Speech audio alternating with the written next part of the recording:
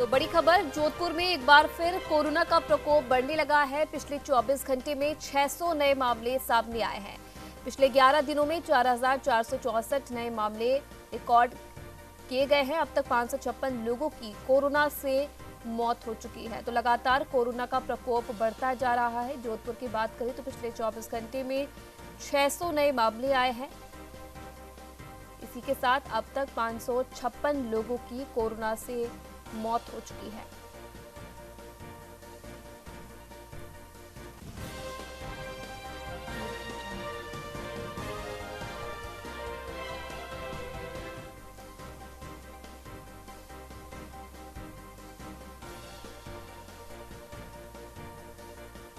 पिछले 24 घंटे में 600 नए कोरोना के केस, जबकि 11 दिन में 4,464 मामले रिकॉर्ड किए गए हैं।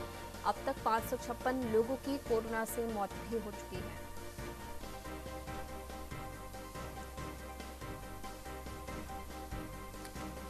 तो इसी खबर पर ज्यादा जानकारी देने के लिए संवाददाता जितेंद्र डूडी फोन लाइन पर हमारे साथ जुड़े हुए हैं। जितेंद्र, एक बार फिर से कोरोना का प्रकोप जोधपुर में बढ़ने लगा है, क्या कुछ अपडेट मिल रहा है कोरोना को लेकर? जी बिल्कुल आयुषी, बताना चाहूंगा कि पिछले 24 घंटे के अंदर 600 से अधिक मरीज जो है सामने आए।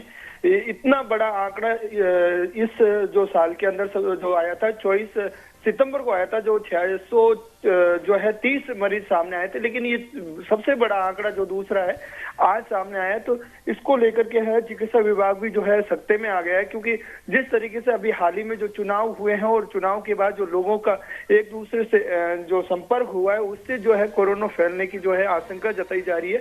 चिकित्सा विभाग लगातार जो है इसको लेकर अब एहतियात भी बरत रहा है और इसके अलावा जो सैंपलिंग के जो कैंप है वो भी बढ़ाने के बारे में बात कर रहा है। कल हमारी CMHO से बात हुई थी, उन्होंने साफ तौर पे कहा है कि अब जो है कैंप को भी बढ़ाना होगा और विभिन्न इलाकों के अंदर यानी मोहल्लों के अंदर जो कैंप लगाकर इसकी सुविधा दी जाएगी। जी आयुषी, क्या कुछ माना जा रहा है जितेंद्र? क्योंकि जिस तरीके से अगर अन्य राज्यों की मैं बात करूं तो माना ये जा रहा है कि सर्दी बढ़ने के साथ साथ कोरोना के मामले भी उसमें बढ़ोतरी देखने को मिलेगी। क्या इसीलिए जोधपुर में भी जो ये कोरोना का प्रकोप है वो बढ़ रहा है, क्योंकि प्रदेश में सर्दी भी अब धीरे धीरे बढ़ती जा रही है? बिल्कुल, निश्चित तौर पर सर्दी का प्रकोप के साथ साथ हाल ही में जो है मुख्यमंत्री ने भी आगाह किया था कि दूसरा चिकित्सा विभाग मंत्री ने भी आगाह किया था कि अब जो है कोरोना का दूसरा फेज आने वाला है। तो ये निश्चित रूप से वही दूसरा फेज माना जा सकता है, क्योंकि सरकार भी इस मामले को लेकर पहले ही जनता को अलर्ट कर चुकी है। और अब ये जो लगातार आंकड़े बढ़ रहे हैं, तो निश्चित रूप से कहीं ना कहीं ये एक डरावना मंजर जो है सामने आ रहा है और इससे जो है लोग घबराए हुए भी है। क्योंकि अभी हाल ही में देखा गया है कि अधिकांश लोग जो है बिना मास्क के और बिना सोशल डिस्टेंसिंग के जो है बहुत ज्यादा लोग इधर उधर घूमे थे। तो अब आंकड़ा बढ़ने का जो है सिलसिला भी जरूर जारी बढ़ सकता है। जी आयुषी, चलिए, बहुत बहुत धन्यवाद जितेंद्र तमाम जानकारी देने के लिए। तो एक बार फिर से जोधपुर में कोरोना का प्रकोप बढ़ता जा रहा है। आपको बता दें कि 600 से ज्यादा नए मामले 24 घंटे में सामने आए हैं। तो चलिए रुक कर लेते हैं इस वक्त की एक और बड़ी खबर का।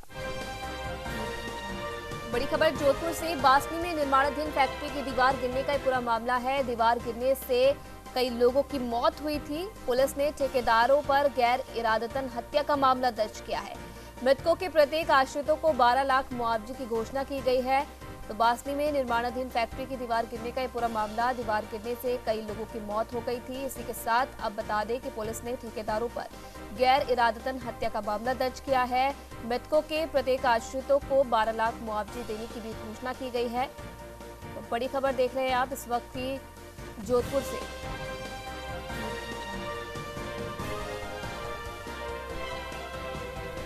तो आपको बता दें कि पुलिस ने ठेकेदारों पर गैर इरादतन हत्या का मामला दर्ज कर लिया है। इसी के साथ जो मृतक है उनके आश्रितों को 25 लाख मुआवजा देने की बात सरकार की तरफ से की गई है।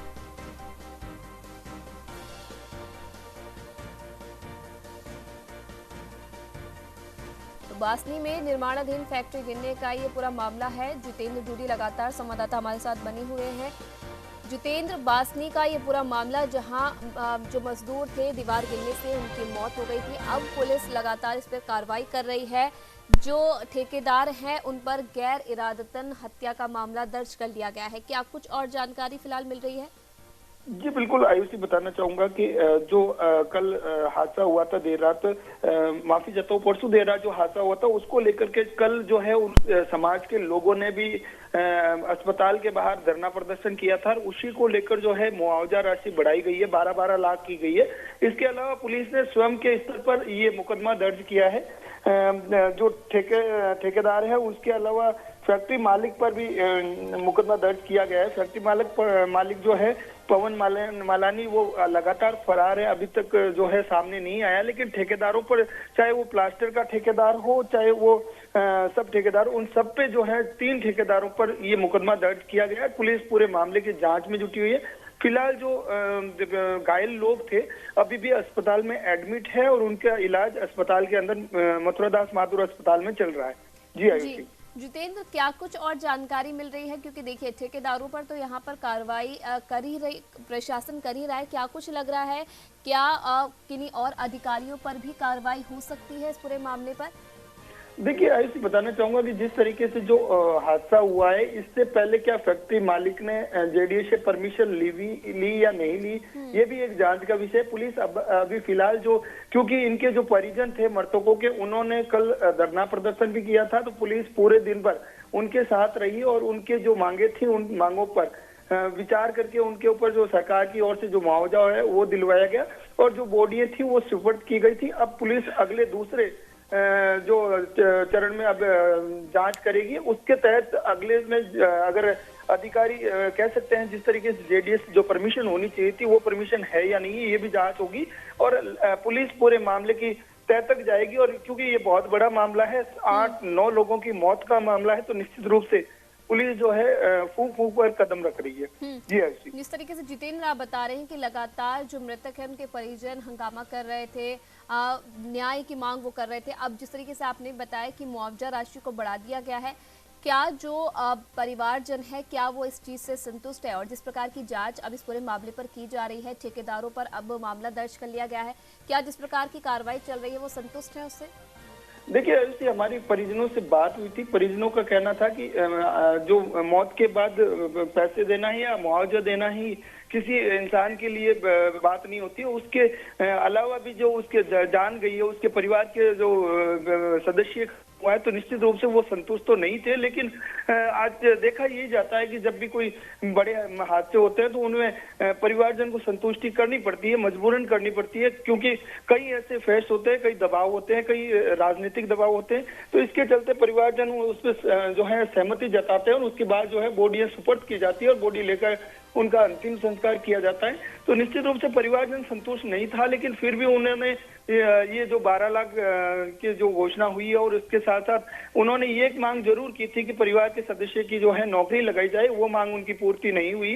लेकिन फिलहाल परिजन जो है उन्होंने उनका ये जरूर कहना था कि जो भी इस मामले में जो आरोपी है उनको गिरफ्तार करके जो है पुलिस जल्द से जल्द गिरफ्तार करे, ये उनकी अंतिम मांग जरूर रही थी। जी आयुषी। चलिए, बहुत बहुत धन्यवाद जितेंद्र डूडी तमाम जानकारी देने के लिए।